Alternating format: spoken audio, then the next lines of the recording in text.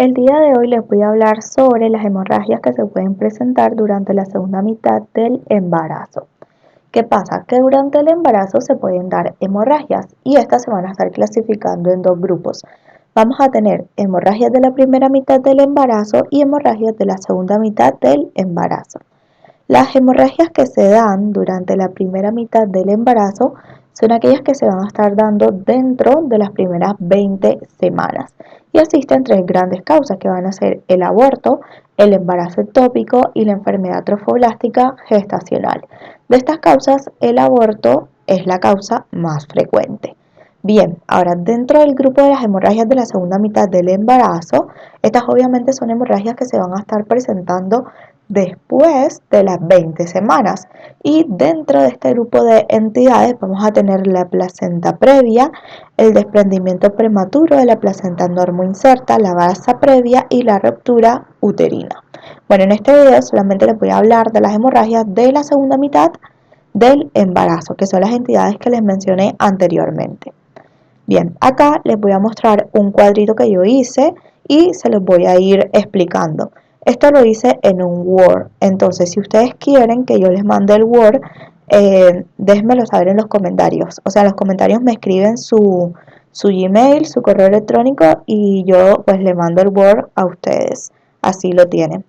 Bueno, entonces, como mencioné anteriormente, vamos a tener cuatro entidades que son la placenta previa, el desprendimiento prematuro de la placenta normoinserta, la basa previa y la rotura uterina. Bueno, ¿qué es la placenta previa? Bueno, la placenta previa podemos decir que es la inserción de la placenta en el segmento inferior del útero, obviamente pudiendo incluir el orificio cervical interno. Entonces, ¿qué pasa? Que la placenta previa puede ser de distintos tipos. Vamos a tener que puede ser oclusiva total, oclusiva parcial, marginal, lateral o de inserción baja. La oclusiva total es cuando el orificio cervical interno está totalmente cubierto por la placenta. La parcial es cuando la placenta cubre parcialmente el orificio cervical interno. La marginal es cuando la placenta llega al borde del orificio cervical interno, pero no lo sobrepasa. Y la lateral o de inserción baja es cuando la placenta llega a las inmediaciones del orificio cervical interno. Bien, teniendo claro qué es la placenta previa, ahora voy a decir qué es el desprendimiento prematuro de la placenta normoinserta. ¿Qué es esto? Acá lo que pasa es que se da la separación de la placenta, obviamente antes de la salida del feto. ¿Y qué sucede? Que esta separación puede ser total o parcial. ¿Qué pasa específicamente en el desprendimiento? Bueno, lo que pasa es que la placenta se desprende y eso obviamente provoca un sangrado. Se forma un hematoma y ese hematoma lo que hace es que va a ir separando la placenta, la comprime, la destruye, obviamente la placenta. ¿Por qué? Porque el hematoma se va haciendo cada vez más grande. Entonces, para disminuir la hemorragia, el miometrio lo que hace es que se contrae y obviamente se van a estar comprimiendo las arterias. Y como consecuencia de eso, hay hipoxia fetal y un mayor desprendimiento de la placenta. Bien, ahora ¿qué es la basa previa? Bueno, la basa previa es la inserción del cordón en la bolsa amniótica en vez de la placenta. Ahora, ¿qué es la ruptura uterina? Entonces, la ruptura uterina, como su nombre lo dice, obviamente acá lo que pasa es que hay una ruptura uterina y esta obviamente puede ser espontánea, traumática, operatoria, completa o incompleta. Bien, acá ya tenemos claro la definición de cada una de estas entidades. Bien, ahora vamos a tener la etiología, por ejemplo. En relación a la placenta previa, tenemos que la causa específica no se sabe, pero existen factores que se podían considerar como favorecedores, como por ejemplo antecedentes de placenta previa, una cicatriz uterina anterior, la multiparidad, embarazos múltiples, edad materna avanzada, mujeres fumadoras. Ahora, en relación al desprendimiento, podemos mencionar, por ejemplo, la rotura prematura de membranas, la multiparidad, la edad de la mujer, o sea, que esa mujer sea mayor, enfermedad vascular, hipertensión, preeclampsia, traumatismo, el tabaco, alcohol, cocaína, trombofilia, entre otros. Y en relación a la rotura uterina existen factores de riesgo como por ejemplo cirugías uterinas y legrados previos, que esa mujer tenga una pelvis estrecha, una desproporción cefalopélvica, edad avanzada, anomalías congénitas, entre otros. Bien, ahora en relación a la clínica es muy importante porque nos va a estar indicando cómo va a venir nuestra paciente en cada una de estas entidades. Por ejemplo, en la placenta previa, ¿qué pasa con esta entidad? Bueno, la placenta previa tiene un comienzo que es lento. Algo muy característico es que la hemorragia es rojo brillante, abundante, discontinua. Esto va a ser indoloro. Esa hemorragia puede cesar con el reposo, pero generalmente repite y con mayor intensidad. En este caso, generalmente no se afecta el feto y lo que es un parto prematuro, esto va a ser la consecuencia fetal de la placenta previa. Y otro aspecto a destacar es que el tono uterino está normal y puede tener dolor a la palpación.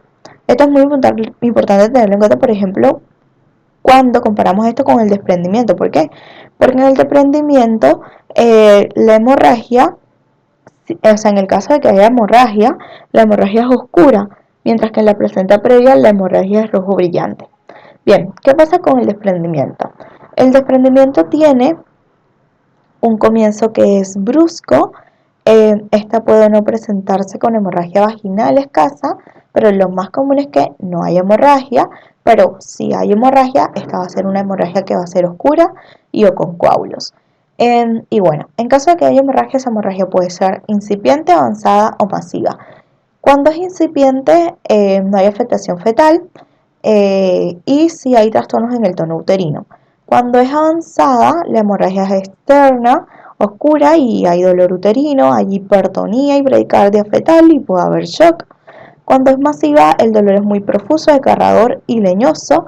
En la mayoría de los casos, por no decir en todos los casos, el feto está muerto y la mujer puede entrar en shock, oliguria y coagulopatía.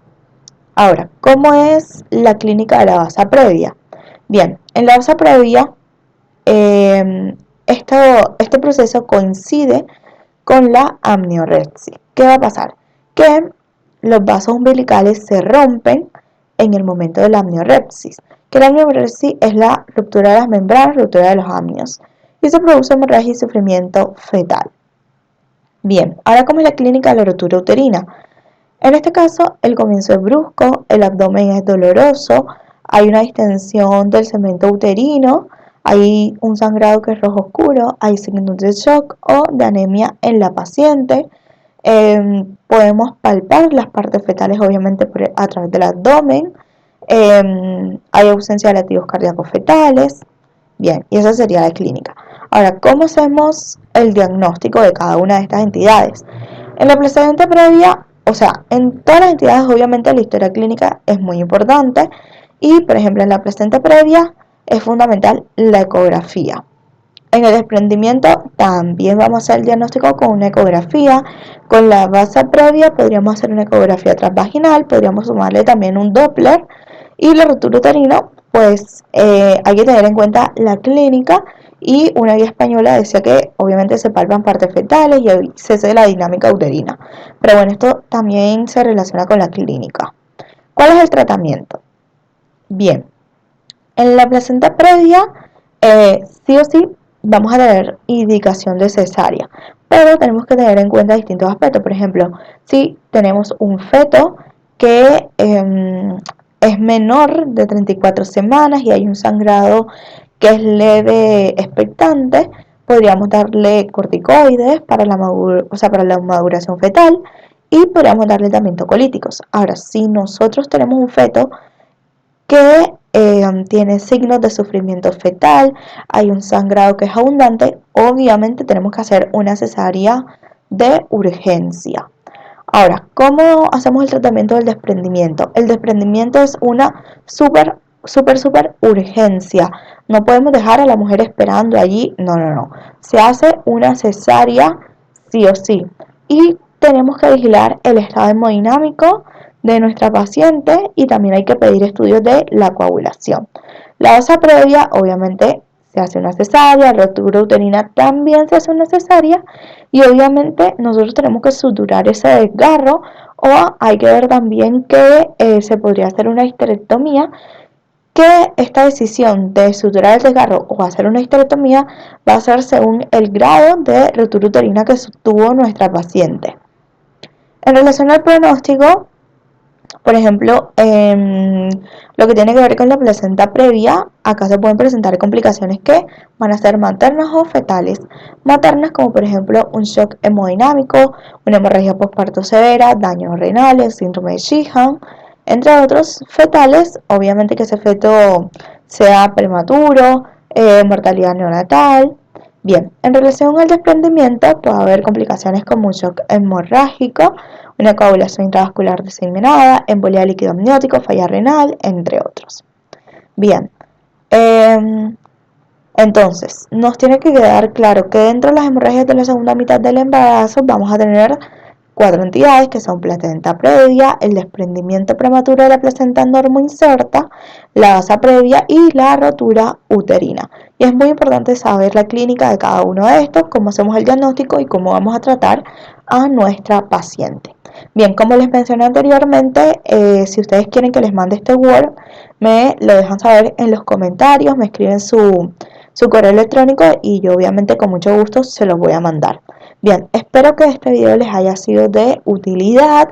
Denle like, compártanlo y suscríbanse al canal.